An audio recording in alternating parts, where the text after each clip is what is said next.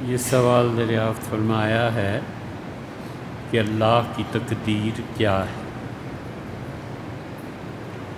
اللہ تعالیٰ کی کون سی تقدیر کے بارے میں آپ پوچھ رہے ہیں؟ یہ اگر آپ لکھ دیتے تو آسانی ہوتی، کیونکہ اللہ کی تقدیر 6 طرح کی ہے۔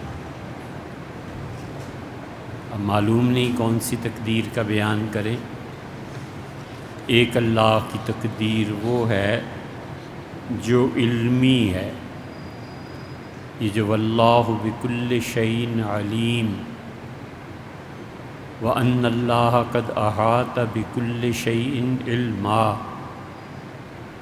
اللہ جو فرماتے ہیں کہ ہر چیز کا علم سے ہے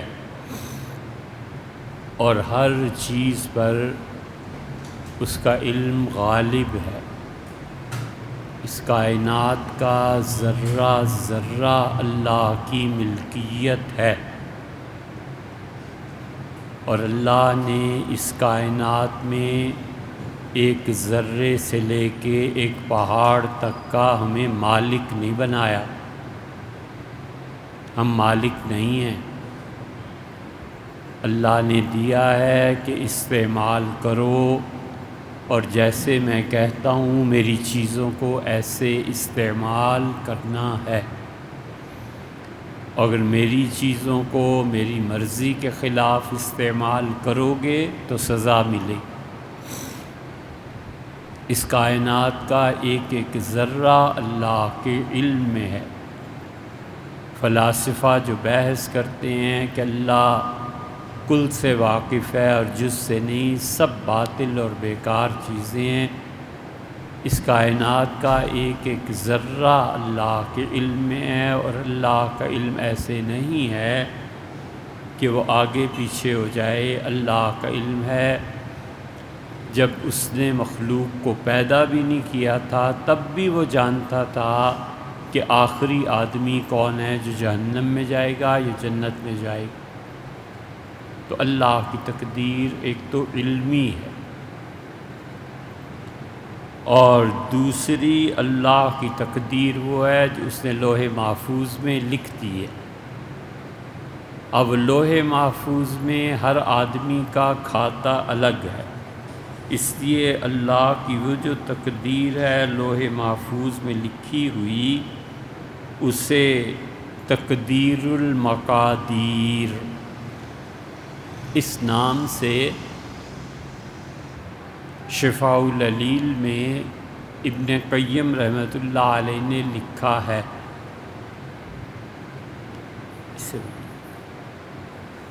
ابن قیم رحمۃ اللہ علیہ نے اسے لکھا ہے، اور انہوں نے 5 قسمیں کی ہیں تقدیر کی شفاء العلیل میں۔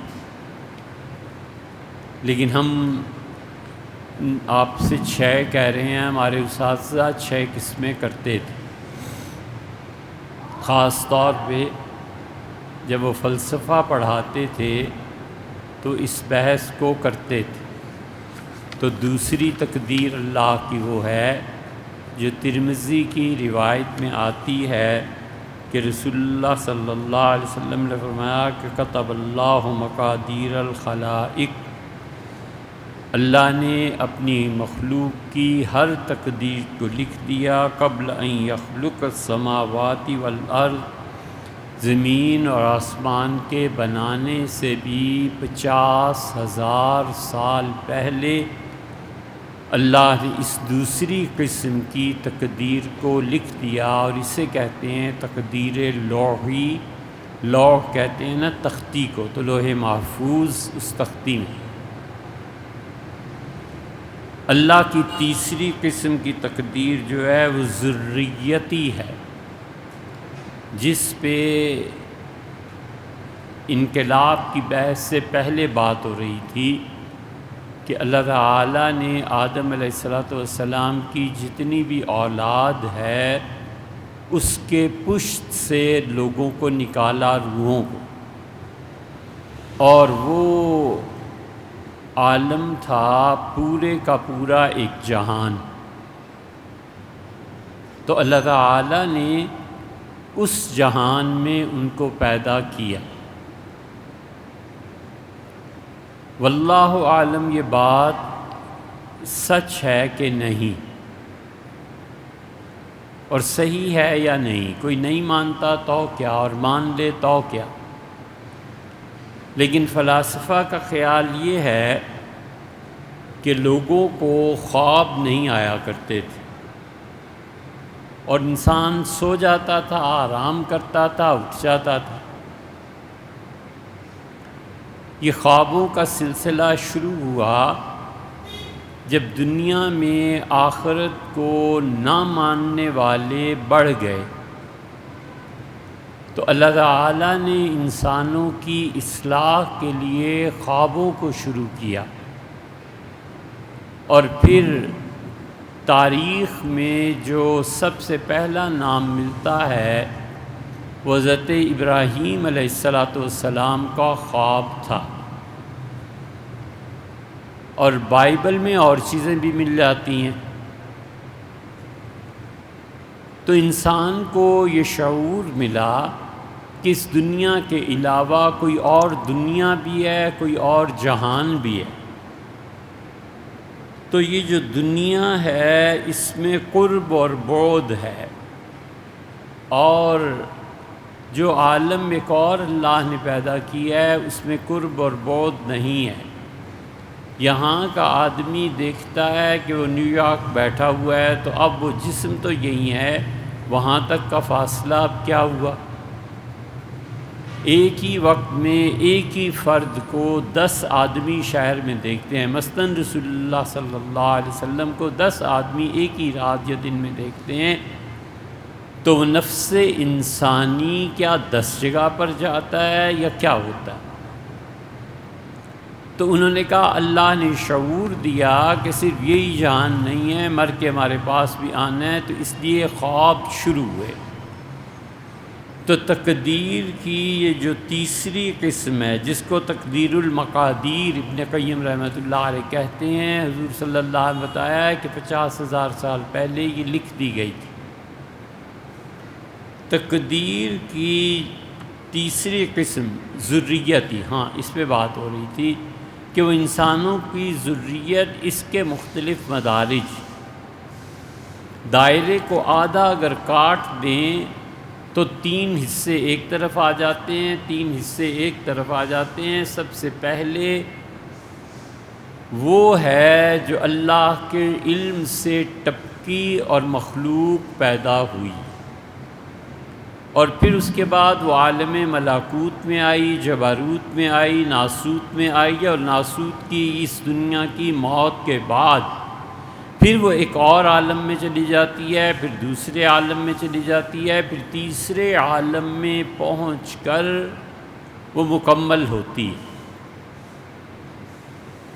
اسی کو ہندو غلط فہمی سے یہ سمجھے ہیں کہ تناسخ ہوتا ہے، اور وہ عقیدہ کفر ہے، کہ وہ کہتے ہیں انسان کی روح نکلی، پھر جانوروں میں چلی گئی، پھر یہ ہو گیا، پھر یہ ہو گیا، اور نجات اور شانتی آخر پہ ملے گی۔ برہمن، اب بات لمبی ہوتی جاتی ہے، کیا کریں؟ برہمن مردے کو جلاتے تھے اور دریا کے کنارے خود آ کر رات کو کسی جانور کو بھیج کے دوڑا دیتے تھے 2-4 دن بعد، اور کہتے تھے کہ یہ پنجہ پہچانو کس کا ہے؟ تو بیٹا کہتا تھا یہ پنجہ فلاں جانور کا ہے۔ وہ کہتے تھے کہ تمہارے باپ کی روح اس جانور میں بدل کے یہ آ گئی ہے۔ یہ اہل تشیع میں اور خود اہل السنہ میں جو بدعتی تھے، ان کے کرتوت بھی ایسے ہو گئے تھے کہ دسترخوان لگاتے تھے اور سیدنا علی رضی اللہ عنہ کی نیاز دینی ہے، ایک خاص نشان ظاہر ہو جاتا تھا کہ امیر المومنین رضی اللہ عنہ کی روح مبارکہ آئی تھی اور یہ نشان لگا کے گئی ہے دسترخوان پہ، گویا قبول فرما لیا ہے۔ یہ جو علماء تھے بلگرام کے، بلگرامیوں نے اس پہ پورا تذکرہ لکھا ہے، بڑا دلچسپ۔ تو بلگرامیوں نے یہ چیزیں لکھی ہیں، اور ایک بلگرامی جو تھے وہ یزید کے ماننے والے تھے بہت، تو کہنے لگے ہم یزید کے لیے ایصال ثواب کرتے ہیں، اسے اتنا اچھا جانتے ہیں، تو کوئی نہ کوئی صورت اس کی بھی ہوگی کہ یزید کی روح کس دن آئی۔ وہ بھی لمبا قصہ ہے، یزید کی روح بھی آئی تھی۔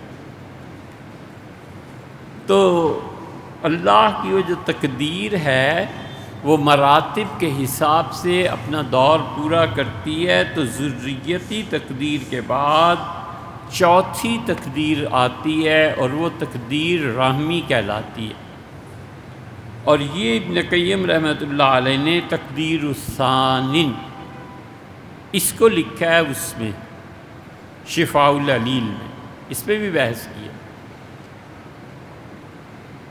اور مولانا روم نے مثنوی پہ بھی اس پہ بحث کی ہے کہ صلب پدر سے، والد کے جسم سے منتقل ہوتا ہے مادر رحم میں، رحم مادر میں، تو وہ اس کو نام دیتے تھے ہمارے اساتذہ کہ رحمی تقدیر ہوتی ہے، اور اس میں 4 چیزوں کا فیصلہ کر دیا جاتا ہے۔ ایک یہ کہ اس آدمی کا رزق کتنا ہوگا، اور زندگی کتنی ہوگی، اور اعمال اس کے کیا ہوں گے، اور مجموعی طور پہ یہ بدبخت ہوگا یا نیک بخت ہوگا۔ یہ 4 چیزیں تقدیر رحمی میں کر دی جاتی ہیں۔ 5ویں تقدیر ہوتی ہے سنوی، ہر سال کے جو فیصلے ہوتے ہیں، اور تقدیر سنوی جو ہے وہ اس سنوی تقدیر کو ابن قیم رحمۃ اللہ علیہ نے چوتھی تقدیر لکھا ہے، لیکن حقیقت میں یہ 5ویں ہے کہ اس سال کیا کیا ہونے والا ہے۔ اب فرض کر لو کہ اللہ نے اس کی رحمی تقدیر میں لکھوا دیا تھا کہ یہ بدبخت ہے، یا یہ نیک بخت ہے، یا اس کی اتنی عمر ہے، یا اس کا اتنا رزق ہے، یہ سنوی تقدیر میں پہنچ کے بدل جاتا ہے۔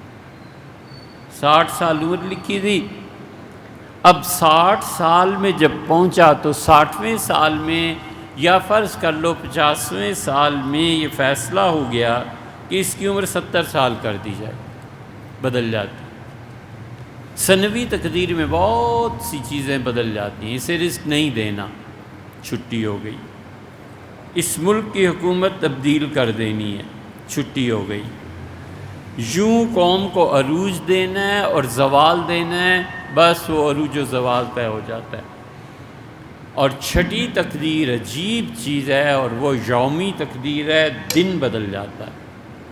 آج کا دن اس کے لیے یہ حادثہ ہونا ہے، اور عین حادثے کے موقع پہ اللہ کا حکم آتا ہے فرشتوں کو کہ میرے بندے کو بچا لو، یہ ایکسیڈنٹ نہیں ہونا چاہیے۔ یہ 6 قسم کی تقدیریں ہیں۔ اب آپ نے پتہ نہیں کس تقدیر کے متعلق پوچھا ہے کہ اس کی بات کریں، اس لیے اس کو واضح کرنا چاہیے۔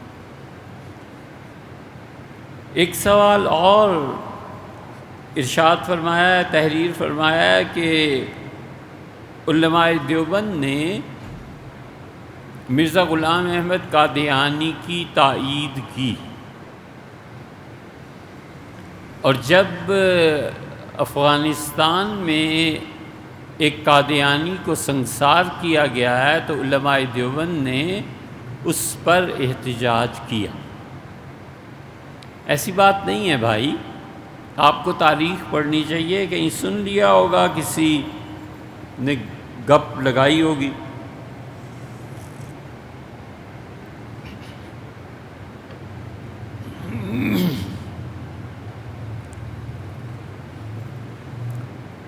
کسی نے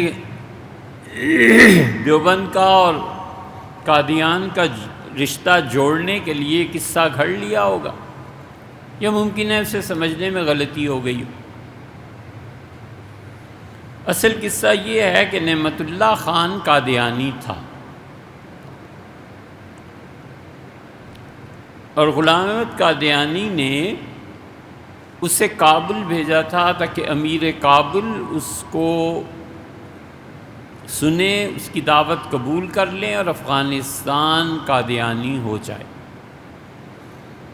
انہوں نے جب اس کو سنا تو علماء کے یہاں پیش کیا کہ حضرت رسالت پناہ صلی اللہ علیہ وسلم کے بعد یہ فلاں شخص کو نبی مانتا ہے۔ علماء نے کہا یہ مرتد ہے اور اس کی سزا قتل ہے۔ چنانچہ پتھر مار کے اس کو ہلاک کر دیا گیا، اور اس وقت یہ واقعہ ہے 43 ہجری کا۔ اب 1444 ہے نا، 1343 میں یہ واقعہ پیش آیا ہے، 99 سال گزر گئے۔ اب چھوڑ دو یار ان قصوں کو اور ان جھوٹوں کو۔ تو اس زمانے میں مولانا ثناء اللہ صاحب امرتسری ایک پرچہ نکالتے تھے، اس کا نام تھا اہل حدیث، اور وہ لاہور سے نکلتا تھا اور 7 روزہ تھا۔ تو مولانا ثناء اللہ صاحب باوجود اس کے کہ وہ قادیانیوں کو نہ صرف کافر کہتے تھے بلکہ ان کے مناظرے ہوئے ہیں مرزا غلام احمد قادیانی کے ساتھ، اور انہوں نے اس کو دیکھا بھی ہے، بات چیت بھی ہوئی ہے، اس کے باوجود انہوں نے اس پہ اعتراض کیا، اور انہوں نے کہا حدیث میں آیا ہے کہ حضور صلی اللہ علیہ وسلم نے حکم دیا کہ جو آدمی مرتد ہو جائے اس کو قتل کیا جائے، اور مرتد ہوتا ہے وہ 2 وجہ سے، ایک تو وہ کفر کا ارتکاب کرے، اور دوسرے وہ مسلمانوں کی جماعت سے الگ ہو جائے۔ حضور صلی اللہ علیہ وسلم نے 2 باتیں فرمائی تھی، اسلام کو چھوڑنے والا اور مسلمانوں کی قوم کو چھوڑ کر کفار کا حمایتی۔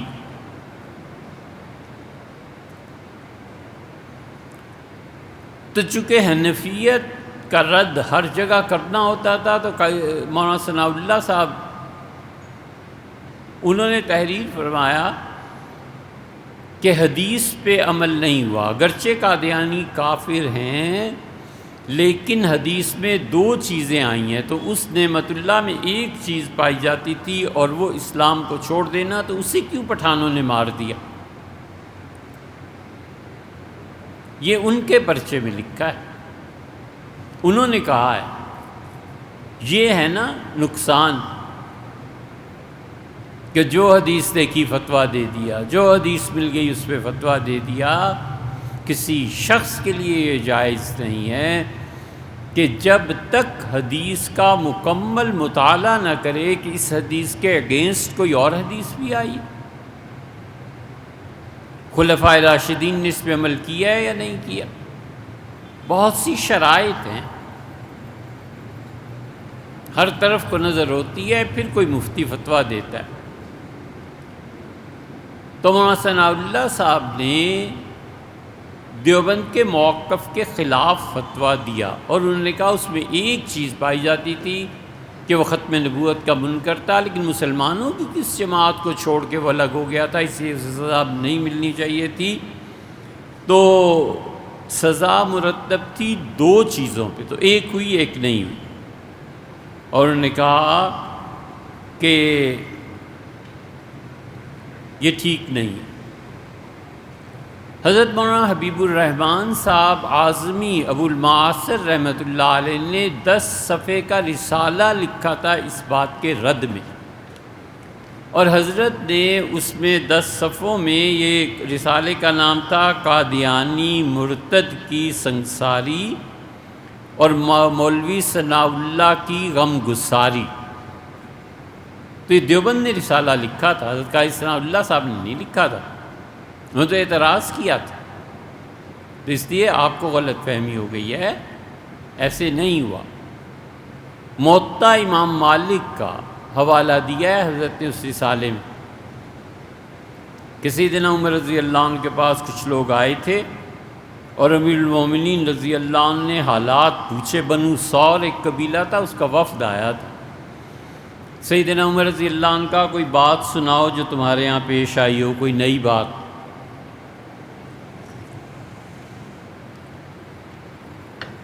تو انہوں نے یہ بتایا کہ ہمارے یہاں ایک آدمی مرتد ہو گیا تھا اور ہم نے اسے ختم کر دیا۔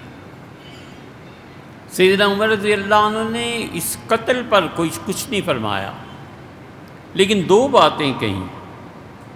ایک تو فرمایا کہ اسے 3 دن کی مہلت دے دیتے، فوراً ہی کیوں قتل کر دیا، اور ایک فرمایا اسے چھوڑ دیتے، توبہ سمجھاتے، ممکن ہے توبہ کر لیتا، نہ تم نے اسے توبہ کی طرف مائل کیا، نہ اسے 3 دن کی مہلت دی اور قتل کر دیا۔ قتل پہ کچھ نہیں کہا حضرت عمر رضی اللہ عنہ۔ امیر المومنین کو کوئی حدیث سنانے والا نہیں تھا کہ حضور صلی اللہ علیہ وسلم 2 باتوں پہ قتل فرمایا تھا، آپ اس پہ اعتراض نہیں کرتے۔ تو اس لیے یہ پورا قصہ یہ حضرت کے رسائل میں مل جائے گا۔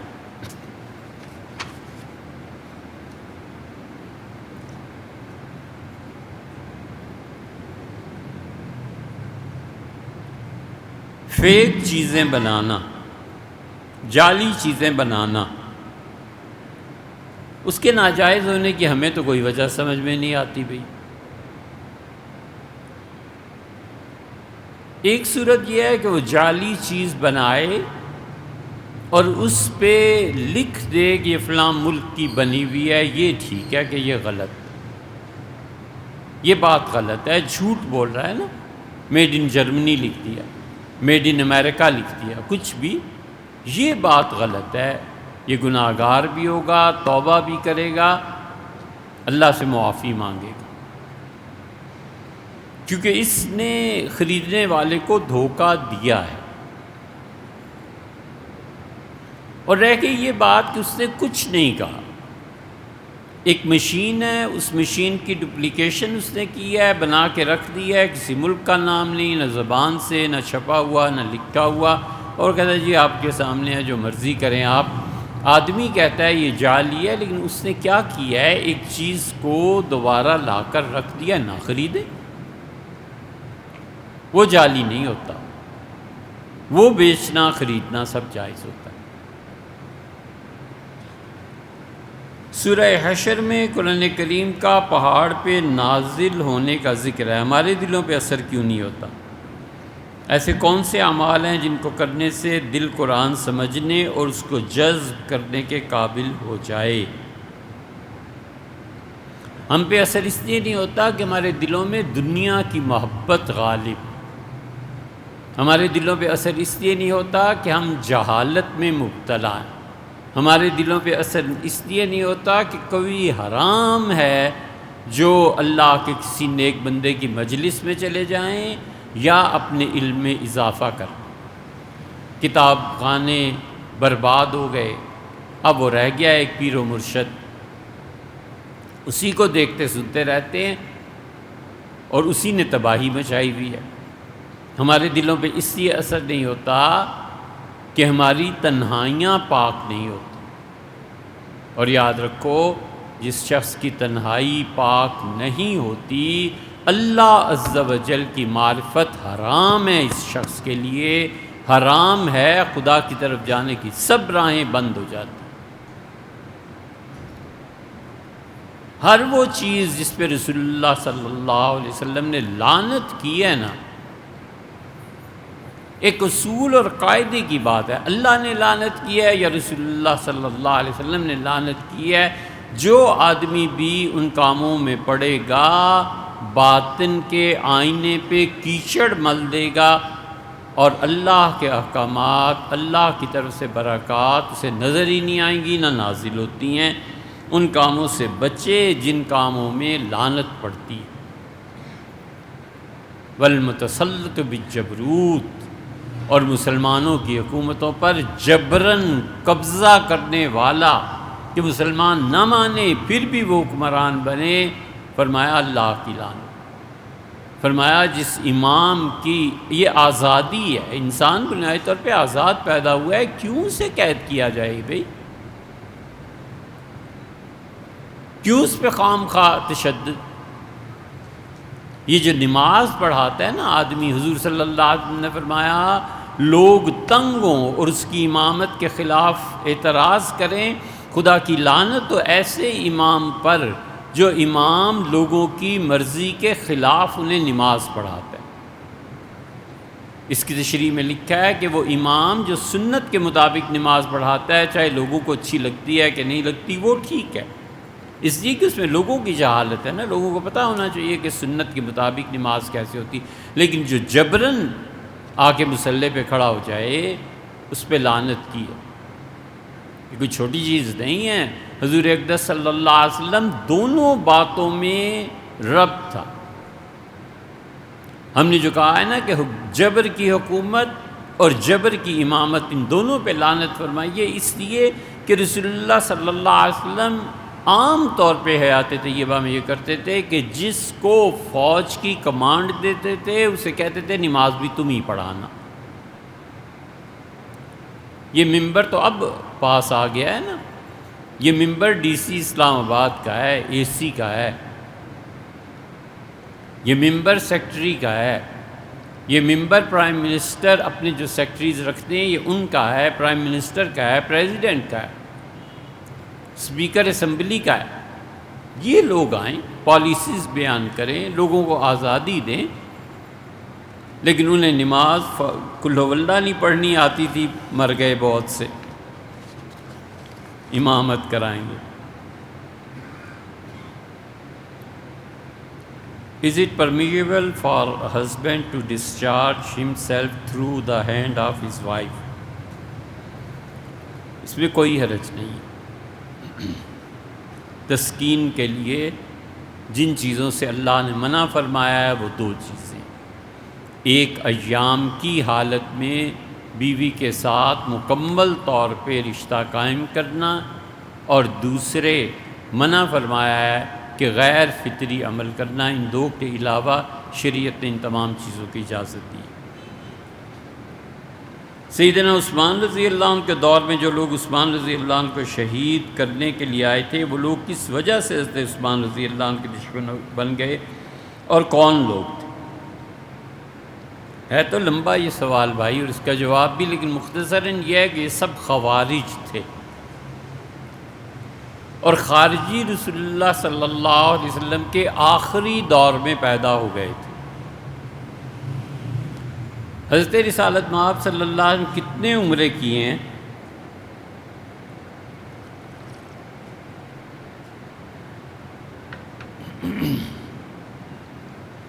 صحابہ رضی اللہ عنہ میں ہوا ہے اس پہ اختلاف کہ 3 یا 4۔ حقیقت یہ ہے کہ 4 عمرے رسول اللہ صلی اللہ علیہ وسلم کیے تھے، اور جب آئے ہیں رکے ہیں جہاد سے فارغ ہو کے جعرانہ کے مقام پہ، اب بھی جعرانہ میقات ہے، اور ابھی بھی وہ کنواں باقی ہے جس پہ رسول اللہ صلی اللہ علیہ وسلم نے غسل فرمایا تھا، پانی پیا تھا۔ اب اسے تھوڑا سا ماڈرن کر دیا ہے، جب پہلی مرتبہ جانا ہوا تھا تو بالکل جیسے جنگل ہوتا ہے ویسے تھا۔ جعرانہ میں رسول اللہ صلی اللہ علیہ وسلم رکے ہیں ایک رات کو، راتوں رات مکہ مکرمہ میں آئے ہیں اور عمرے کی ادائیگی کے بعد تشریف لے گئے ہیں۔ یہ عمرہ بعض صحابہ رضی اللہ عنہ کو پتہ چلا، بعض کو نہیں پتہ چلا، رات کو وہاں تھے پھر صبح بھی وہاں تھے، تو اس لیے بہت سے صحابہ رضی اللہ عنہ اس عمرے سے واقف نہیں ہوئے، تو روایات میں اختلاف ہو گیا۔ تو نبی کریم صلی اللہ علیہ وسلم نے اس موقع پہ حضرت بلال رضی اللہ عنہ کے پاس ایک کپڑا تھا اور اس میں چاندی تھی، بہت سی گٹھڑی تھی، تو آپ اس سے چاندی لیتے تھے اور لوگوں کو دیتے تھے، چاندی لیتے تھے اور لوگوں کو دیتے تھے۔ گویا تقسیم فرمائی تو اس تقسیم میں ایک آدمی اٹھ کھڑا ہوا اور اس سے کہا کہ کہ محمد عبداللہ کے بیٹے انصاف کرو۔ تو حضور صلی اللہ علیہ وسلم فرمایا دنیا میں اگر میں بھی انصاف نہیں کروں گا تو پھر کون انصاف کرے؟ سیدنا عمر رضی اللہ عنہ کہا کہ اللہ کے رسول اس کی گردن اڑا دینی چاہیے، یہ آپ کے فعل پہ اعتراض کرتا ہے۔ اور بعض روایات میں آیا کہ جملہ خالد ابن ولید رضی اللہ عنہ نے کہا کہ اس کی گردن اڑا دینی چاہیے، کوئی بھی ہو رسول اللہ صلی اللہ علیہ وسلم نہ کرو ایسے، لوگ کہیں گے کہ اپنے صحابہ کو قتل کرنے لگا ہے ولیعذ باللہ۔ اور پھر رسول اللہ صلی اللہ علیہ وسلم فرمایا اس کی نسل سے مراد اس آدمی کے ملتے جلتے آدمی اس امت میں پیدا ہوں گے اور وہ مجھ پر اعتراض کریں گے۔ یہاں سے یہ چلے ہیں خارجی، ہر چیز پہ اعتراض، ہر چیز پہ اعتراض، یہ اسلام نے کیوں کر دیا، یہ اسلام نے۔ اور اہل السنہ سے یہ الگ ہوئے ہیں جب انہوں نے یہ فتویٰ دیا کہ کبیرہ گناہ کا مرتکب کافر ہے، اور اس کی دلیل بھی انہوں نے سورہ النساء سے دی۔ پوری امت اور صحابہ کرام رضی اللہ عنہم کوئی بھی کبیرہ گناہ کے مرتکب کو کافر نہیں کہتا تھا، فاسق کہتے تھے، گناہ گار توبہ کر لیتا تھا، ختم ہوئی بات۔ تو سیدنا عمر رضی اللہ عنہ کے دور میں تو ان کے جلال کی وجہ سے دبے رہے۔ پھر حضرت عثمان رضی اللہ عنہ کا دور آیا اور انہوں نے کی گڑبڑ سب سے پہلے مصر میں کہ حکومت کو اکھیڑ دیں۔ پرلے درجے کی خون ریزی کرنے والے حضرت خباب رضی اللہ عنہ کو ذبح کر دیا، اور ان کی اہلیہ سفر میں ساتھ تھیں، یہ صحابی تھے رضی اللہ عنہ، اور ان کی بیوی کا پیٹ چاک کر کے بچے کو نکال کے پتھروں پہ دے مارا کہ مرو۔ یہ خوارج تھے۔ ان خارجیوں کا طرز عمل خون کا رہا ہے کہ مارو، خون کرو، اڑا دو۔ یہ جو کہتے ہیں نا کہ اس ملک کا علاج یہ ہے کہ یہاں پر جہاد کیا جائے، اور یہ ملک کافروں کا ہے، اور یہ ہے وہ ہے، انہیں غور کرنا چاہیے کہ وہ کس راہ پر چل پڑے، والعیاذ باللہ۔ ان خارجیوں نے عمر بن العاص جو مصر کے فاتح اور گورنر تھے، ان کے خلاف بغاوت کی۔ عمر بن العاص رضی اللہ عنہ نے دبایا، اور 600 آدمی عمر بن العاص رضی اللہ عنہ کی سزاؤں سے بھاگ کے مدینہ منورہ آ گئے، اور انہوں نے سیدنا عثمان رضی اللہ عنہ کے گھیرا ڈال لیا۔ صحابہ رضی اللہ عنہ کے خیال میں بھی نہیں تھا کہ اتنا بڑا سانحہ ہو سکتا ہے، اس لیے کہ آزادی تھی۔ لوگ جو آزادی سے جمعے اور عید کے خطبے میں سیدنا عمر رضی اللہ عنہ پہ ممبر پر نقد کر سکتے تھے کہ امیر المومنین یہ کیوں ہوا، یہ کیوں ہوا۔ عورتیں بولتی تھیں اور کہتی تھیں کہ آپ نے یہ فیصلہ کیسے کر دیا، اور سیدنا عمر رضی اللہ عنہ کو فیصلے تبدیل بھی کرنے پڑے، یا جو کچھ فرمایا تھا اس کے برعکس کرنا پڑا۔ تو یہ تو آزادی تھی لوگوں کی۔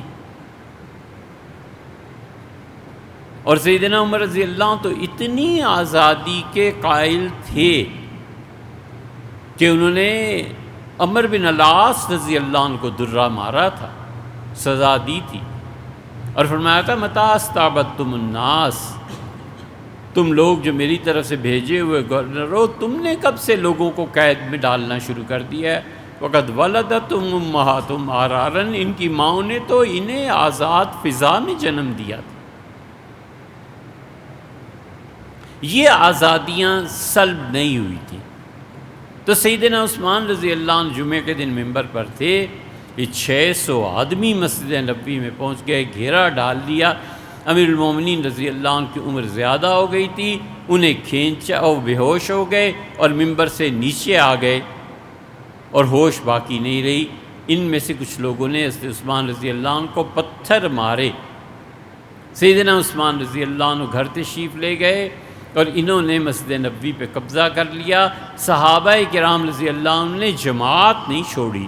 حضرت عثمان رضی اللہ عنہ سے لوگوں نے کہا کہ امیر المومنین یہ باغی ہیں، خارجی ہیں، حضور صلی اللہ علیہ وسلم کے مصلی پہ انہوں نے قبضہ کر لیا ہے، اور آپ جا کر نماز ان کے پیچھے پڑھ رہے ہیں۔ انہوں نے کہا جب مؤذن کہتا ہے نا حی علی الصلاح حی علی الفلاح، تو میں اپنے آپ کو قابو میں رکھ نہیں سکتا کہ اللہ کی طرف سے مجھے بلاوا آ رہا ہے کہ آؤ فلاح، آؤ نماز، اور میں بیٹھا رہوں، مجھ سے یہ نہیں ہوتا۔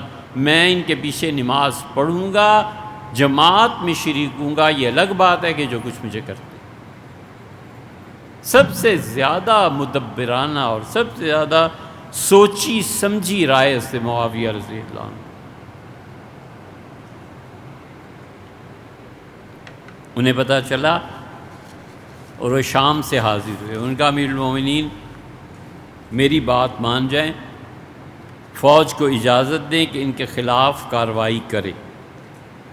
انہوں نے کہا یہ نہیں ہو سکتا، رسول اللہ صلی اللہ علیہ وسلم کے شہر میں خون نہیں بہایا جائے گا، اس شہر کی عزت کو پامال کرنا میں کسی کو اجازت نہیں دے سکتا۔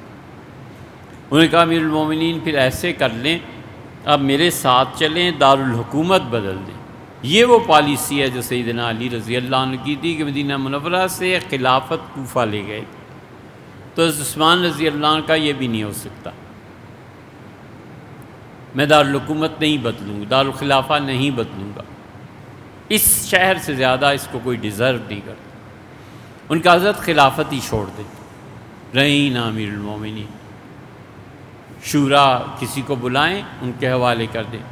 انہوں نے کہا نہیں یہ بھی نہیں ہو سکتا، حضور صلی اللہ علیہ وسلم سے فرمایا تھا کہ اللہ تمہیں ایک قمیص پہنا دیں گے اور لوگ چاہیں گے کہ وہ قمیص تم سے جبراً اتروا لیں، تو دیکھو قمیص نہیں اتارنا۔ تو میں سمجھتا ہوں یہ خلافت قمیص ہے جو مجھے دی گئی ہے، منع فرما دیا تھا حضرت نے، میں نہیں کر سکتا۔ ان کا پھر چوتھی بات ہے حضرت پھر شہادت کے لیے تیار ہو جائے، اس کے علاوہ کوئی صورت نہیں کہ یہ لوگ آپ کو نہیں رہنے دیں گے۔ سیدنا عثمان رضی اللہ عنہ صبر کیا، حتیٰ کہ انہوں نے شہید کیا اور جنازہ بھی نہیں پڑھنے دیا۔ سیدنا علی رضی اللہ عنہ آئے اس موقع پہ، حسن کو مقرر کیا تھا کہ حسن امیر المومنین کی حفاظت کرنا، اور جب شہادت کی اطلاع پہنچی ہے تو حضرت علی رضی اللہ عنہ بھاگتے ہوئے آئے، اور حسن رضی اللہ عنہ کہتے تھے والد میں اتنی طاقت تھی کہ میں دروازے پہ کھڑا ہوتا، میرے سینے پہ ہاتھ مارا زور سے اور میں گر گیا، اور فرمایا کہ امیر المومنین شہید ہو گئے اور تم زندہ ہو بھی۔ مطلب یہ کہ ان کی حفاظت میں جان کیوں نہیں قربان کر دی۔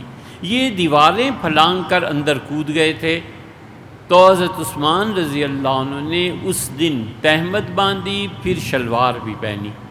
تو نائلہ جن کی انگلیاں انہوں نے کاٹ دی تھیں خارجیوں نے، انہوں نے کہا کہ حضرت آج 2 کپڑے پہنتے ہیں، کیا وجہ؟ آپ تو ہمیشہ تہمت باندھتے ہیں جیسے رسول اللہ صلی اللہ علیہ وسلم تھے۔